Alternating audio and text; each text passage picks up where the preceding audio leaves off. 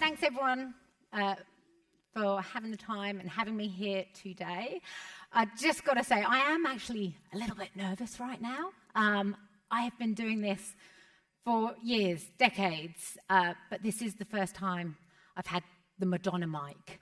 So I'm tempted to break out some moves, and what was funny, just earlier I was chatting to Rob and Al, who you're also going to be hearing from in a minute, and I went for the Madonna mic. I think Rob Al went for the Brittany mic, and Rob, you went for the Beyonce mic, which maybe says something a little bit about our age and generation. I don't know, I'll leave you to decide. So I've got about half an hour. I've got some slides, a little bit of interaction to go through, and really a few things that I would really like you to come away with, probably 3 key ones. That's an understanding of why talking about laws of attraction and what candidates really want is important. Some key insights around what literally is important right now. And then a little bit of an example of what you could be doing within your organizations to perhaps integrate some of these learnings into your everyday workflows. But I couldn't just talk about research. This is such an incredible opportunity to be here at the Art Gallery of New South Wales. This really is a highlight for me in terms of getting to combine my love of art and science together. And so I've integrated a little bit of the art journey into what we're going to be seeing today. And I'd like to start off with these 2 images here. The one on the left is George Lambert. This image is owned by the Gallery of New South Wales, and it's an image that was, I think it was in about 1910, 1920, and he was having social commentary on what is happening in society, the roles that people are doing, the positions that they are within the world. Now, I could talk about this all day long, and that's the beauty of galleries and environments like this, is that they ask us to question ourselves, ask us to question the artist, and ask us to question the conversation that they are trying to have and want us to be a part of. Now, at the time, over 100 years ago, this was a commentary on the working people. But I think today, looking at it, we don't necessarily associate either with the careers that are going on here or the social statuses that are being depicted. But Mr. Lambert was a contemporary of the man on the right-hand side. I'm not a theatre person, stage left, stage right, who is George Bernard Shaw. Now, if you can't hear it, I have been in Australia 17 years, but I'm originally from the UK, and I grew up round the corner from George Bernard Shaw's house, Shaw Corner. And it was a place of real inspiration for his writing. If you're not familiar, he's the author of Pygmalion, which is also known as My Fair Lady in its contemporary tellings. Again, a story of identity, of progress, of position, of place, but also a story of humour. He had a very quick wit about him, and he did a lot of his writing in his garden, in a shed, and he was a very inventive soul. Technology that we have today wasn't available for him, but that didn't stop him getting his shed and putting it on a plinth so that as the sunlight moved around during the course of the day, he could move his shed around and maximise the light available to him. That power of illumination. He wrote many brilliant things. One of my favourite quotes, and it really relates to what we're here, or I'm here to talk about, is the single biggest problem in communication is the illusion that it has taken place. And I love this. I love pondering this, and I can't think of a better location to be pondering illusions, tricks of the eye, things that we think we have seen. And I think back to what Naz has been talking about, her personal journey about the role of communicating. And if you weren't aware, I was the one that asked the question about what do you say? Like, how do you speak to someone? It's something I truly am so interested in. And that's where the study that I'm going to talk to you about really plays a role. So on the note of illusions, I think this image not found in the gallery, found online, helps to really demonstrate this illusion that we have when as hirers we're talking one thing and candidates we're talking another. You know, hirers talking squares, candidates talking cylinders. We think we're talking at cross purposes. We're actually painting an entire picture in 3D, the cylinder. And so getting that understanding, breaking this down, translating our squares into circles and our circles into squares so that we can actually have a really rich conversation and voice with each other is really important. And it's really important because this is a massive part of what you do. Your EVP. I mean, this is the ultimate synopsis of what you stand for when you have your brand logo. Your employee value propositions, your employee branding, it's there as a symbol and it holds a lot of power. It's telling a lot of stories. Because underneath this sits all the ways that you talk and communicate and interact and show up and turn up and display yourselves as an organization. And they're all the ways that signal to a candidate, do I or don't I want to work there? Are they the organization that has got a role or an opportunity for me? So I like to work with frameworks. Hiring without boundaries is really important, but I also like to put boundaries around things, especially insights, especially research, because I think it helps us travel through and actually make progress in this sense. Now, I'm not going to labor on this because you are a room of experts, but this is the employee life cycle, the framework that we worked with when pulling together the laws of attraction research. So it's a 3-phase. We've got the attraction phase, the engagement phase, and the retention phase. And obviously, laws of attraction very firmly sits up here in the front, the attraction insights. But the data and the insights that I'm sharing, they have a role to play throughout the journey. We've been hearing about hiring managers and the role of hiring managers. You know, that's that engagement phase, the interviewing to onboarding of the first 3 months. How are you connecting in? And then in the retention phase, what are the stories that your existing employees are telling about your organization? And do they match with what you are telling about your organization? And do they match with what candidates want to hear? Do you have a sense and a pulse?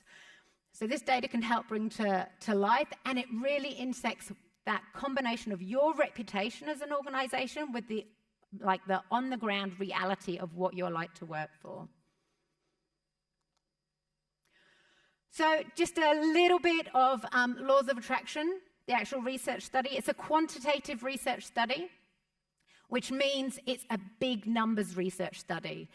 Now, I don't mean big numbers in the big numbers of product. I mean it in the research sense of big numbers. So I'm talking thousands, not hundreds of thousands or millions. But as a researcher, and I've been in this game for over 25 years, and polling research in the UK, we would use sample sizes of 1,000 people aged 18 plus in the UK to represent the entire population. Because if statistics is your thing, which it is one of my things, along with the arts, then large sample sizes of 1,000 are statistically robust. Now, the data that I'm going to be talking about and sharing with you is sample sizes of, in Australia, 9,000, and in New Zealand, nearly 4,000.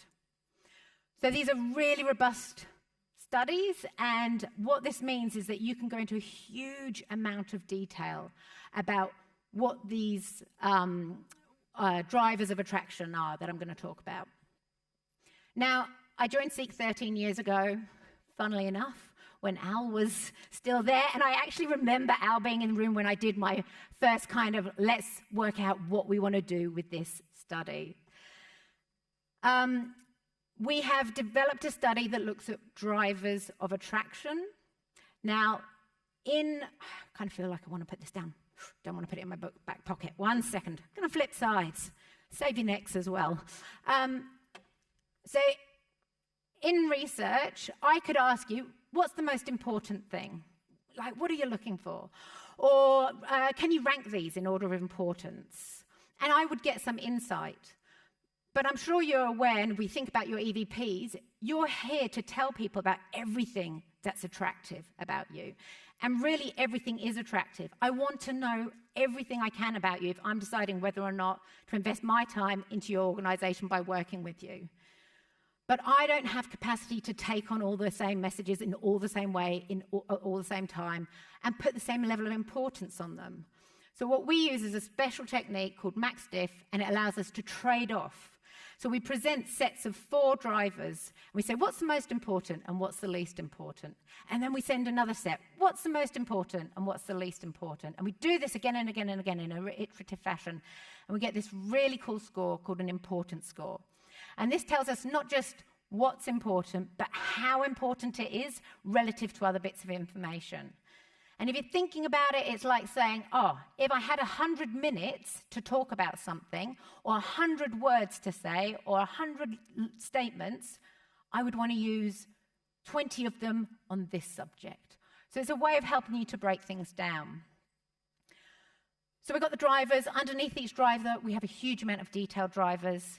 And then we have the demographic information, because we don't want a vanilla answer. We've heard how personal a story and a journey is. And the point of this is about connecting you with individual people. So on that, I would love to invite you to all stand up in your seats for a second. That's it. Excellent. Okay. Thank you. So I would like everybody who has been in their job at their organisation, or at least been in their current organisation, for at least 2 years to sit down. So if you've been in your job for at least 2 years, to sit down. Excellent. So we probably lost about half the room there. And that's the very kind of first step reminder that our personal experience isn't going to be the same as the person who we are interviewing, engaging, or trying to work with. You know, not all of us have looked for a job in the last 2 years. It's been 13 years since I last looked for a job. I would literally be lost without this research. But it is really important because also a lot has changed over the last couple of years. All right, for everyone else that's still standing, if you were born before 1997, please sit down.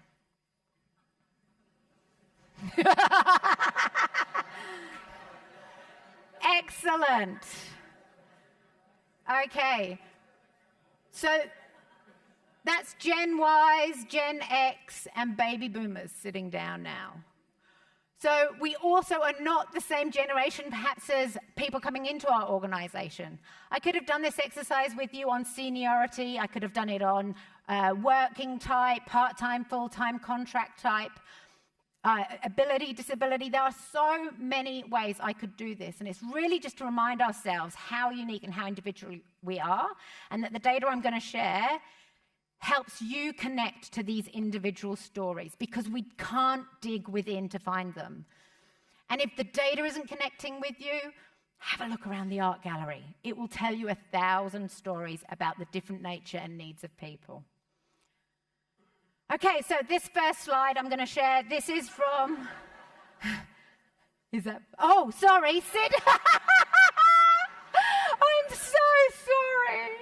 Oh my God, thank you for patiently standing. And gosh, that's the first time I've done a stand-up sit down. Maybe that's why I was really so nervous. I didn't know if you were going to join in, and apologies. So 2016, this is obviously a pre-pandemic insight. Now, we have data going back to 2013, but from 2016, we have data that is across Australia and New Zealand. And from next year, we'll be taking data out into APAC. But 2016. Now, just so you know, the order on the left of statements, that shows you the current order, where we are today in terms of priorities. So what you can see here is that 2016 does not look like it did today. In 2016, salary and compensation was the #1 driver, followed very closely by work-life balance. And then we had career development opportunities and job security. So 2016, I used to talk about Maslow's hierarchy of needs. Our need for survival, our need a roof on our head, a need to connect in with our communities, and a need for personal growth, that self-development. And it was a story that I've been telling since 2013. So we've got Different and size of company. I know we often lead with how big an organization we are. Very low down on the priority scale there in terms of what we want to know. 2020. So this is what happened in the pandemic. Basically, we got tunnel vision. Everything else wasn't a priority. It was salary and compensation and work-life balance, and basically forget about the rest, with a little bit of that career development still sitting. You know, it was really simple times in many ways, and the data really reflected that. And so what we see today, so this is the current data that we have, is that work-life balance is the #1 driver. It's the first time in over 10 years that it has actually been the #1 across both males and females. And salary and compensation is the #2. But I actually find it also really interesting that working environment and management are the #3 and 4. Right now, we are not in a time where people are projecting into the long term about that career development. They are far more focused in, something got disrupted. It was huge. It was as big a disruption, and we've heard it today. I think Rebecca was talking about it like this. The velocity of change and disruption that is going on right now is the start of something new. And as people, we want to know who are the managers and how are they helping to manage through this, and what's that working environment. Now, that working environment can be everything from bricks and mortar through to the logistics, like what are the software solutions that you have to facilitate an easy mixed hybrid working sort of setup. So there's a lot of demonstration of the shift that I think we all see. We all feel that we're coming out of COVID, but we're not in times that we've been in before. It is different. So I'm just going to go into a little bit of detail. So this is work-life balance, our #1 driver. And what we can see is that flexible working hours are the #1 element within work-life balance. Now that's at a total level. We've got lots of other elements behind it, because work-life balance isn't the same for everybody. So you've got to understand, like, how do you really tease that apart? What do you say? On the left there, we've got, this is in the gallery here. Its title is Life in the Balance. Artist is Ellen Jose. I thought I was quite apt. I quite feel that at times. So flexible working hours. Now, during the pandemic, work from home was the #1. And what we're seeing is now that flexible working hours is really what people are looking for. Now, I've picked a whole series of images here from the gallery. Maybe you'll find some of those in your time today or another time if you visit. Just to remind us about work-life balance and how it isn't a one-size-fits-all. Flexibility isn't what everybody wants. Our young, the few of you up there, the Gen Zs on post-1997s, it's more additional leave, and leave options is what they're looking for, and part-time or sort of working opportunities. You've got working families, you've got different commuter options or different levels of seniorities, and all the hidden layers behind who a person is. And what does that say about what someone wants? Then we've got different industries here, in a services industry, for example. So seniority, you're more likely to want flexibility and work from home, the higher you get in seniority. Females over males are more likely to want everything within work-life balance. But it's a huge reminder to kind of look at each of these different angles in a different way. Okay, so #2 driver, and I think it's really important that we don't think about salary disappearing. Salary remains a really strong and important driver. And I'm not going to go through detail here, because what I really want you to take away is that there are so many ways that you can be signaling and indicating and communicating salary, even if you can't put an actual salary number externally on adverts, for example. Ideally, you would. But there are heaps of ways that you can talk to the fact that you're talking about salary. Like, that's huge. Open that door, open those conversations. The #3 must-have under salary is a salary review period. Like that alone talks to culture, it talks to a healthy hygiene around salary, around compensation. So that's the big takeout for that one. And this is the history of wealth and power from the Guerrilla Girls, that's talking about wealth, power, identities, and breaking down those structural barriers. And so I just want to use a different visual now to demonstrate some of the insights, just to re-communicate the working environment and management is on the rise. You can really see in that strong teal colour the decline in career development opportunities over the last decade that we've seen, and how working environment and management are very closely interlined. Now, we have management, we have culture of the organisation, and we have colleagues. Previously, it had been culture of the organisation. Like, I think the pandemic has disrupted our cultural identity as a whole collective of what we are as an organisation, how we stand as an organisation, and that's why we're coming really down to it's management, it's the person, it's the people. Now, over time, you could project that this will go back once we all get comfortable with who we are and where we are, because disruption and change does happen in organisations, and we are in this post-pandemic plus technology. Now, about 4 years ago, just before the pandemic, we were doing a study at Seek to understand what it is to have a productive and fulfilling working life. It's our purpose, it's what we stand for, and as part of that study, we canvassed globally thought leaders, academics on, like, what does it mean? What is a working life? Why do we do it? What's behind it? And one of the academics out of the US that we spoke to said nothing has changed in the way that we work since the invention of the light bulb.